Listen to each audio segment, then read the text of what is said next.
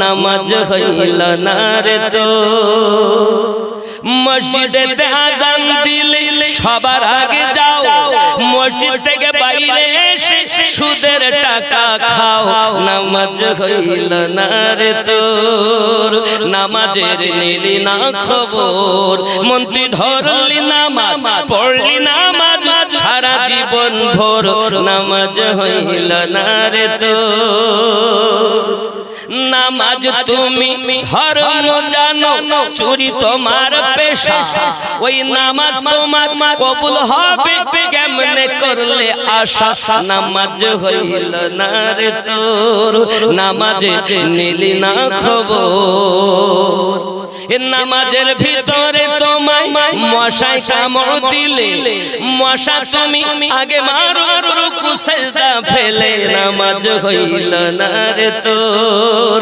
নামাজে নিলি না খবর মন্ত্রী ধরলি নামাজ পড়লি নামাজ সারা জীবন ভোর নামাজ হইল না রে তোর হযরত ওমর রাদিয়াল্লাহু তাআলা উপস্থিত হয়েছেন জওয়ান হয়েছেন বড় হয়েছেন বাবা আমার যোদ্ধা ছিলেন তিনি বড় কোথাও কোথাও কুস্তি হতো কুস্তির জন্য চলে যেতেন কুস্তিতে উনি জয়লাভ করে চলে আসতেন বাবা একদা এমন হয়ে গেল বাবা আমার আবু জাহেল একটা মিটিং ডেকেছে বাবা ওই মিটিং এর ভিতরে পরামর্শ হলো কেউ যদি মুহাম্মদ সাল্লাল্লাহু আলাইহি ওয়াসাল্লামের আপনার কিনা গলা কেটে এনে দিতে পারে তাকে আপনার প্রাইজ দেওয়া হবে 100 উট দেওয়া হবে ফারুক আযম রাদিয়াল্লাহু তাআলা বলেন এই কাজটা আমি করতে পারবো আমি এটা করতে পারি আব্বা আমার সোনা মানিকেরা এমন সময়তে ওমর রাদিয়াল্লাহু তাআলা আনহু আপনার কিনা চলে যায় আপনার কিনা নবী পাকের গলা কাটার জন্য ওইদিকে আপনার আমার নবী আল্লাহ পাকের দরবারে ফরিয়াদ করে বলছেন মালিক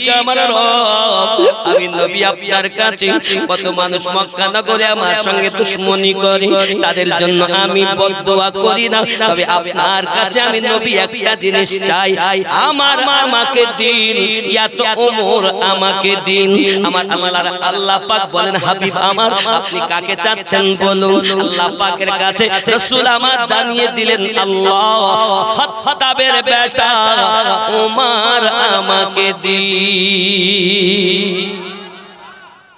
মহান আল্লাহ পাক বলেন হাবিব আমি তোমার তুমি আমার তুমি যাতে রাজি আমি আল্লাহ তাতে রাজি ওগো আমার হাবিবুল্লাহ তুমি যাতে রাজি আমি আল্লাহ তাতে রাজি চাইছো তুমি ওমরকে আমি আল্লাহ ওমর তোমায় দিলাম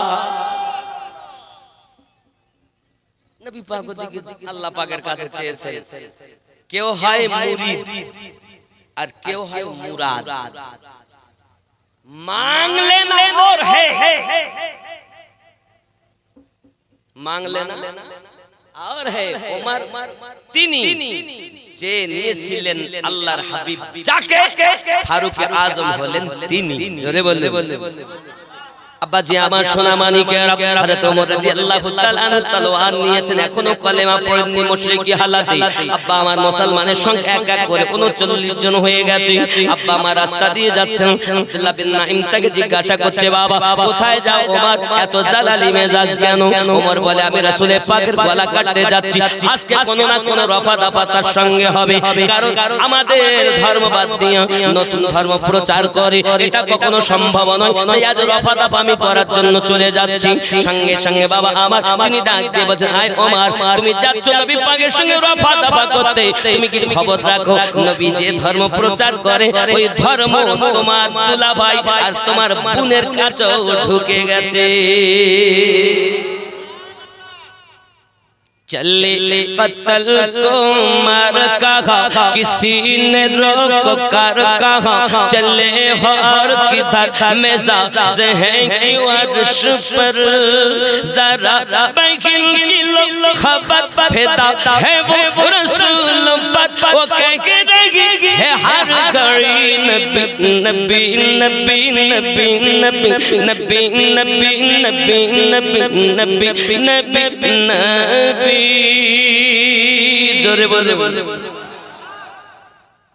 जमालियात आपसे तजल्लियात आपसे तखय्युलात आपसे तसर्रुफात आपसे वो जिस तरफ निकल गए फज़ा में फूल खिल उठे जिस तरफ निकल गए फज़ा में फूल खिल उठे कली कली पुकार उठी नबी नबी जोरे बोलो আব্বা আমার আয়ো মা তোমার দুলা ভাই তোমার বোন তারা তো ইসলাম গ্রহণ করেছে রফা দাবা করতে যাচ্ছে মুহাম্মদ সাল্লাল্লাহু আলাইহি ওয়াসাল্লামের সঙ্গে যাও ওমর রাদিয়াল্লাহু তাআলা আনহু বলেন তাই নাকি চললেন বোনের বাড়ি আব্বাজি আমার ঘরের দরজার কাছে গিয়ে দাঁড়িয়েছেন ভিতরে কোরআন মাজিদ তেলাওয়াতের আওয়াজ শোনা যায় জোরে বল এই যুবকের চকনাজির ফুলের মাখালা শুনে নিন রাতের বেলা আমার নাম আমিনুদ্দিন আলী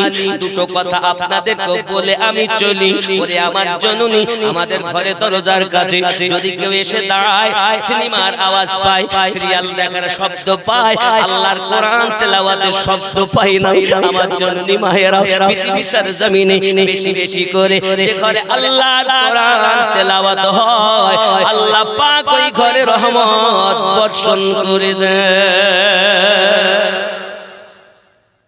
আমাদের ঘরে কোরআন সিরিয়া সিরিয়া একটু সময় হলো সিরিয়া সারা দিন বেটা ওই রকম হয়েছে বিটি ওই রকম আমার আব্বা আমার মা ভালো করে বুঝুন ঘরের ভিতরটাকে আপনারা মরুভূমি ময়দান বানাবেন ঘরটাকে আপনারা আবাদ করুন প্রেমের আবাদ করুন ঘরে আপনি তালিম দিন নিজেও তালিম গ্রহণ করুন আল্লাহর কোরআন তেলাওয়াত করুন যাই হোক না কেন বাবা ওমর রাদিয়াল্লাহু তাআলা আনহু দরজার সম্মুখে যখন শুনতেছেন আল্লাহ পাকের কোরআন তেলাওয়াত এখন আপনার দরজায় আওয়াজ দিয়েছেন আব্বা আমার আওয়াজটা শোনার পরে দেখা গেল হতভম্ব হয়ে গেলেন আশ্চর্যান্বিত হয়ে গেলে আমার ভাইরা এই যুবকেরা তিনি মক্কা নগরীর একজন বীর পুরুষ বড় যোদ্ধা তিনি আপনার নাঙ্গা তলোয়ার নিয়ে ঘোরাফেরা করতেন বাবা খুব রাগান্বিত ছিলেন তিনি এক জাতি মানুষ ছিলেন যাহা বলতেন তাই করতেন যেমন দেখুন অনেক বাচ্চা অনেক ছেলে আছে বাবা যা বলে তাই করে এমন রাগ তাদের বাবা যা ইচ্ছা এটা দিতেই হবে খাওয়া দাওয়া বন্ধ বাপ আদর করে বাবা টাকা নাই কোথা থেকে দেব মা বলে বাবা কোথা থেকে দেব আমি কিচ্ছু জানি না এক বই ফারুক আজম রাদিয়াল্লাহু তাআলা আনহু এরকমই ছিলেন তৎকালীন ইসলাম গ্রহণ করার পর পরিবর্তন হয়েছেন কিন্তু প্রথমে এরকমই ছিল এক যা বলবে তাই যদি বলে তোরে মেরি খাও তা এরকম এখন হযরত ওমর রাদিয়াল্লাহু তাআলা আনহু বড় রাগান্বিত মানুষ তিনি করলেন কি বাবা দরজা যখন আওয়াজটা পেয়েছে তার বোনেরা সঙ্গে সঙ্গে আশ্চর্যান্বিত উপায় নাই দরজাটা খুলতে বলছেন দরজা খোলো আব্বা আমার কোরআন মাজিদটাকে আপনারা সাইড করে রেখেছেন রাখার পরে দরজাটা খুলে দিয়েছেন ওমর রাদিয়াল্লাহু তাআলা আনহু জিজ্ঞাসা করে বোন তুমি কি ধর্ম ত্যাগ করে দিয়েছো হে বাবাজি আমার এমন সময়তে আপনাকে না উনি বলছেন না আমরা ধর্ম ত্যাগ করব কেন আমরা তো সঠিক ধর্মতে আছি আব্বাজি আমার মার শুরু করেছেন মারতে মারতে আঘাত করে দিয়েছে মুখের ভিতরে আঘাত করে দিয়ে রক্ত যখন পড়তেছে বাবা স্বামীকে বাঁচানোর জন্য আপনার স্ত্রী যখন এগিয়ে গিয়েছে ভাই আমার এমন করে আঘাত করো না বোনটাকে আঘাত করে আব্বা আমার তলোয়ারের উল্টা পিঠ দিয়ে বোনটাকে আঘাত করতেছে ঈমানের এত জোর বোন ডাক দিয়ে বলে ভাই এই ধর্মের জন্য জীবন দিতে রাজি ঈমানের দাগ লাগতে দেও না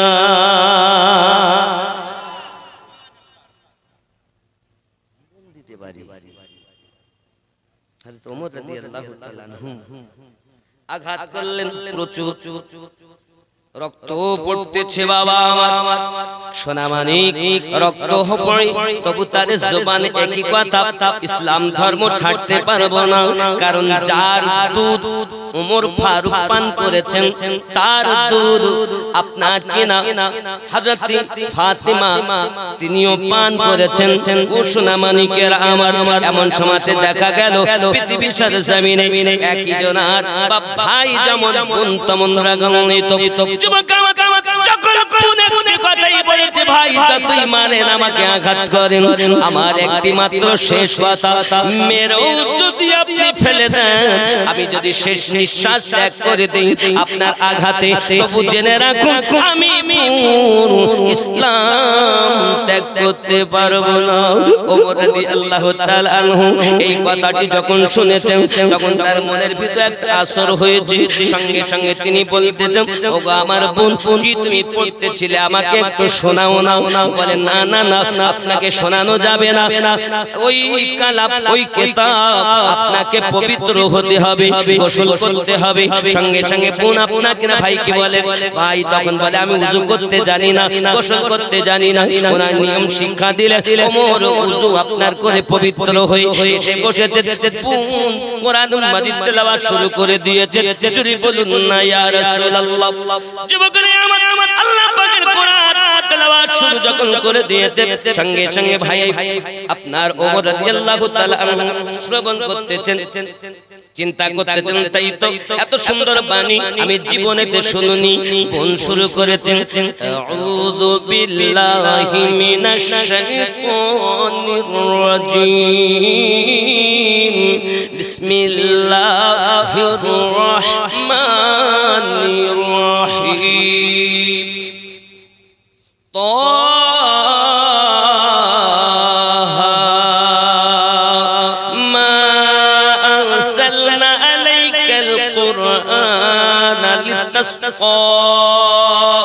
إلا تذكرة لمن يخشى تنزيلا ممن خلق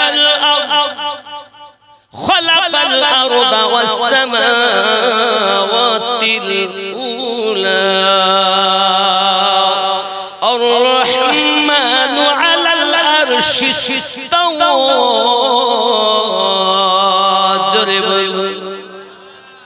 পাঁচটি আয়াত যখন কোন শুনিয়েছে হযরত ওমর রাদিয়াল্লাহু তাআলা তিনি কাব্য রচনা সাহিত্যিক ছিলেন ভালো কবিতা রচনাও করতে পারতেন তিনি ওমর রাদিয়াল্লাহু তাআলা বলেন বোন রে এটা কোন কবির কাব্য হতে পারে না এটা কোন সাহিত্যিকের কোন কথা হতে পারে না দুনিয়ার কোন মানুষের রচিত কথা হতে পারে না ওরে আমার বোন যে কথা তুমি পড়তেছো যেটা তুমি বলতেছো এটা দুনিয়ার কোন মানুষের রচিত নয় এটা মনে হয় এটা আসমানি ভাষা এটি আসমানি ভাষা বোন তুমি আরেকবার আমাকে পড়ে পড়ে শোনাও এই জন্য তো কবি বলা হয় বলে কি লিখেছে দেখো উম্মত চলে বহিন কে ঘর গজব মে সোচ কর উম্মত চলে বহিন কে ঘর গজব মে সোচ কর उड़ाएंगे हम उनका सर जो है नबी के दीन पर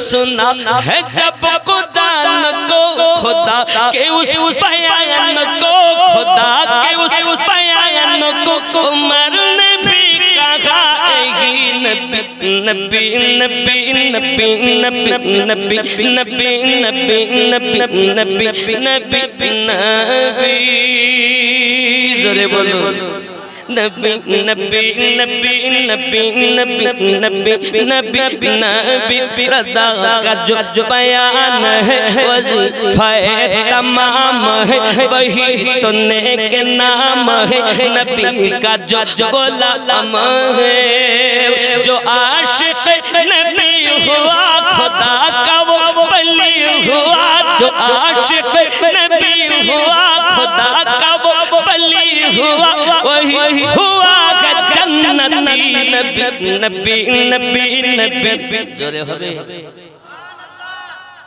ওমর রাদিয়াল্লাহু তাআলা বলেন কালেমা পড়ছো আমাকে একটু কালেমা পড়িয়ে দাও এই দুনিয়া কোনো মানুষের না। এসেছিলাম গর্দান নেব, এখন আমি গর্দান দেব। দেবে নাটা কেন? আল্লাহর হাবিব তো চেয়েই নিয়েছেন ওমরকে। জোরে বলে এখন ওমর রাদিয়াল্লাহু তাআলা বলেন আমি যাব। চলো নিয়ে দুলা ভাই সহ বোন সহ আমার রাসূল পাক সাল্লাল্লাহু আলাইহি সাল্লাম যেখানে সেখানে গেলেন। আব্বাজি আমার যাচ্ছেন, এমন যেসব সাহাবায়ে কেরাম রিদওয়ানুল্লাহি তাআলা আলাইহিম আজমাইন ওখানে উপস্থিত। তারা বলছেন হুজুর ওমর আসছেন, হাতে নাঙ্গা তলোয়ার। আমার রাসূল বলছেন তাকে আসতে দাও। ওমর রাদিয়াল্লাহু তাআলা আনহু গেলেন, যাচ্ছেন। নবী পাক বলছেন ठीक है मोज़ेज़ा मेरे नबी का कह दिया तो हो गया, मोज़ेज़ा मेरे नबी का कह दिया तो हो गया, आपने कतरे को दरिया कह दिया तो हो गया। ज़ोरे बोलो। हाथ में तलवार लेकर आए जब हजरत उमर, हाथ में तलवार लेकर आए जब हजरत उमर, आ मेरे दामन में आ जा, आ मेरे दामन में आ जा, कह दिया तो हो गया, मोज़ेज़ा मेरे नबी का कह दिया तो हो गया। उमर आशरफ बोलें आ मेरे दामन में आ जा, कह दिया तो কোন চোখে দেখেছিলেন তিনি? কাটতে সে গলা কাটিয়ে দিলেন। জোরে বলে मोज़ेज़ा मेरे नबी का कह दिया तो हो गया, आपने कतरे को दरिया कह दिया तो हो गया, मुस्तफ़ा से है खुदा को प्यार कितना देखिए, मुस्तफ़ा से है खुदा को प्यार कितना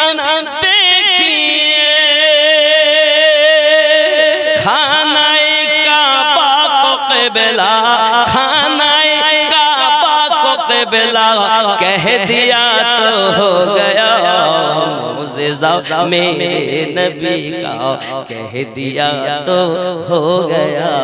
ज़ोरे बोलो है आरो ख्याल करें बाबा, मोज़ेज़ा मेरे नबी का कह दिया तो हो गया, आपने कतरे को दरिया कह दिया तो हो गया। नारे तकबीर, नारे तकबीर, नारे रिसालत, नारे रिसालत, नारे हैदारी, नारे हैदारी, हजरत कारी मौलाना अमीनुद्दीन नक्शबंदी साहेब, नारे तकबीर, नारे रिसालत। मोज़ेज़ा मेरे नबी का कह दिया तो हो गया, आपने कतरे को दरिया कह दिया तो हो गया, मस्जिदे नबवी में घर से आपके मिंबर तलक, मस्जिदे नबवी में घर से आपके मिंबर तलक, आपने जन्नत का टुकड़ा, आपने जन्नत का टुकड़ा कह दिया तो हो गया, सुभान अल्लाह, सुभान अल्लाह। मेरे नबी का कह दिया तो हो गया, अपने कतरे को दरिया कह दिया तो हो गया।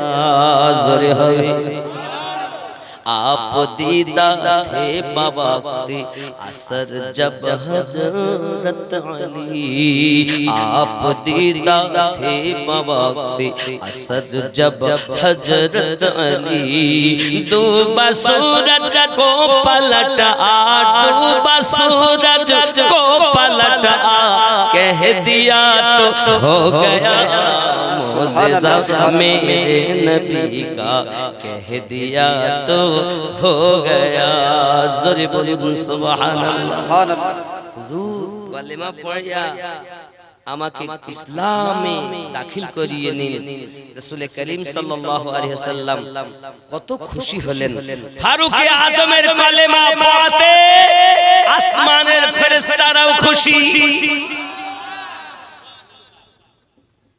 ওমর আসেন ওদিকে আল্লাহ পাকের রাসূলের কাছে ওহী হুজুর ওমর আসেন আমার নবী বলেন আসতে দাও আকাশের ফেরেশতারা আকাশে পর্যন্ত নারা লেগেছে জমিনেও নারা লেগেছে কারণ ওমর তিনি 40তম মুসলমান উনি বলেছিলেন 40 হতে দেব না আর মাসিয়াতে খোদাবন্দি বলেন 40 হোক কর रहेगा 40 হোক কর ही रहेगा এখন মানুষ মরার পর আমরা 40 করি না একজন এসে বলবে হাতির দাঁত মসজিদ দাঁত কি বলবে বেদাত যখন থেকে ফারুক আজমের দ্বারা ইসলাম গ্রহণ হয়েছে আমরা তখন মনে করি 40 দিন মানুষ মরার পরে একটু দুয়ার আয়োজন করি তাই আমরা করি বাপজি আমার ওইটাকে স্মরণ করে কারণ ইসলাম তার পথ থেকে আস্তে আস্তে প্রচার শুরু হয়েছে তার আগে ওগো বাবা জেনে রাখো ইসলাম গ্রহণ করার পরও কেউ নিজেকে মুসলমান বলে দাবি করতে সাহস করত না মুসলমান বলে কেউ যদি নিজেকে দাবি করত তাকে আপনার শাস্তি দেওয়া হতো কেউ যদি কলেমা পড়তো তাকে আপনাকে আঘাত করা হতো কেউ যদি নামাজ পড়তো তাকে আঘাত করা হতো ওমর রাদিয়াল্লাহু তাআলা আনহু যখন কলেমা পড়ে নিয়েছেন আপনার আমার নবী বলেন ওমর রাদিয়াল্লাহু তাআলা আনহু আমি একটু নামাজ আদায় করব এমন সময়তে ভিতরের দিকে যাচ্ছেন ফারুক আজম বলেন আকা ইয়া রাসূলুল্লাহ সাল্লাল্লাহু আলাইহি ওয়াসাল্লাম এখন আর ভিতরে হবে না চলেন মক্কার সরজমিনে কাবা শরীফের চবুতরাতে যাইয়া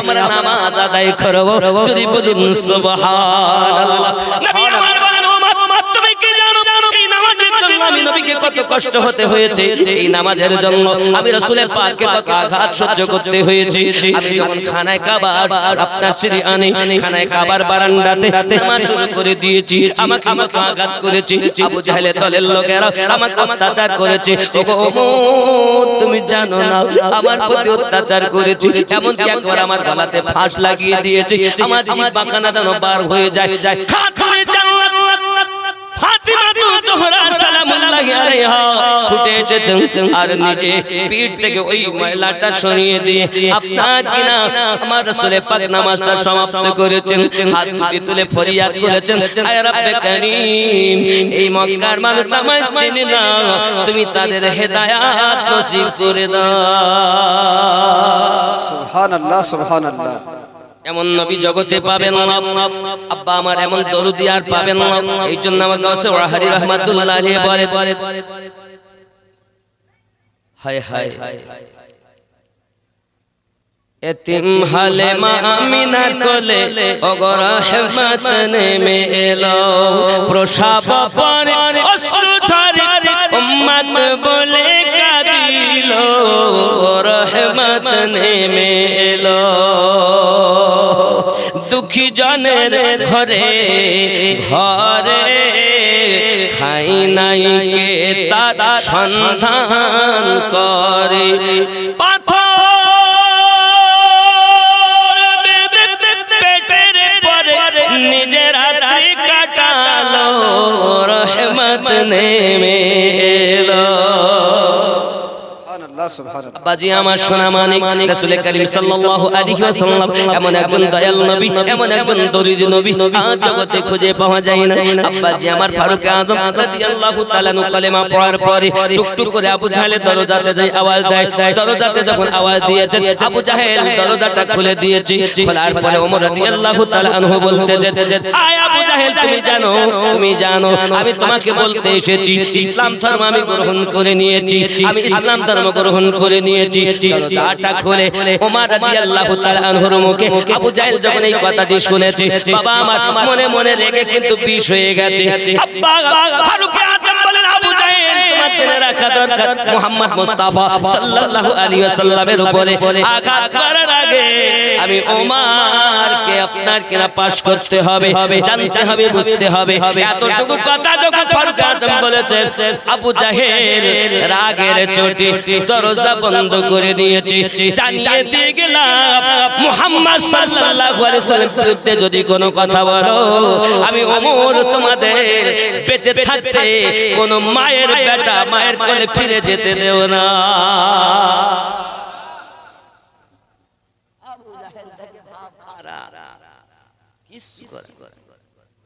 আব্বাজি আমার এবার তারা দলবদ্ধ ভাবে লেগে গেল আব্বাজি আমার মুহাম্মদ সাল্লাল্লাহু আলাইহি ওয়াসাল্লামের প্রতি আপনার আঘাত করার জন্য। এমন 3 বছর পর্যন্ত শিয়াবে আবু তালেবে থাকতে হয়েছে।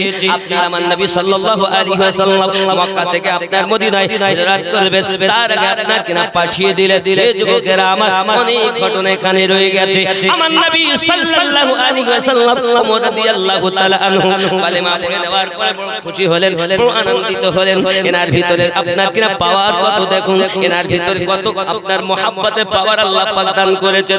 ওমর রাদিয়াল্লাহু তাআলা একদিন মসজিদ নববীর ভিতরে আপনার খুতবা দিচ্ছেন, আর খুতবা দিতে দিতে বলছেন, ইয়া সারিয়াতাল জাবাল। কি বলছেন? এখন মক্কার ওরা তো মদিনার মানুষ, আরবিয়ান মানুষ, আরবি ভাষা ওনারা বোঝেন। আমি আমিনুদ্দিন বাঙালি, আপনারা বাঙালি। আমি যদি কোনো কথা বলতে গিয়ে বেশি শব্দ বলি তা আপনারা বুঝতে পারবেন না? পারবেন কি পারবেন? আব্বাসি আমার ফারুক আযম যখন এই কথা বললেন, ওরা তো বলছে এই কথা কেন?